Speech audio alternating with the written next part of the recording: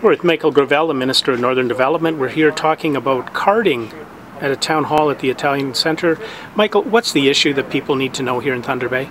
Well, I think where we begin as a government is that the province of Ontario, the government of Ontario, led under Kathleen Wynne, has an absolute zero tolerance for racism, marginalization, discrimination of any form at all. This is really about ensuring that people's human rights are protected. The issue related to street checks, or as you use the term carding, which is fairly common in Toronto, is one that I'm not sure happens in exactly the same practice in Northern Ontario. But what's important from the perspective of the province is we are going to put a new regulation in place.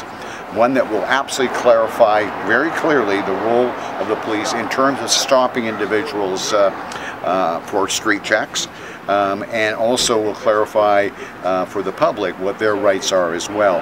The bottom line is there seems to be certain parts of the province where indeed it's not being done in a fashion that we feel is as protective of people's human rights as it perhaps should be. The regulation needs to be put in place.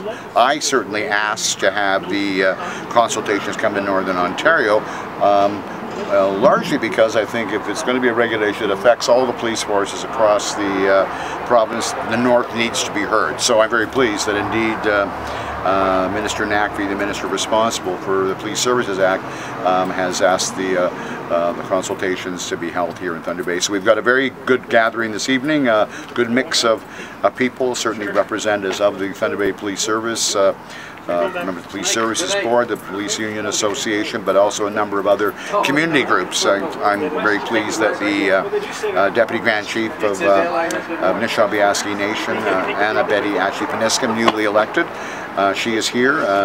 She has taken over the justice portfolio. So the discussions are important to make sure that people are as honest as possible, and I'm sure they will be, about what they need to see in the new regulation to protect people's human rights.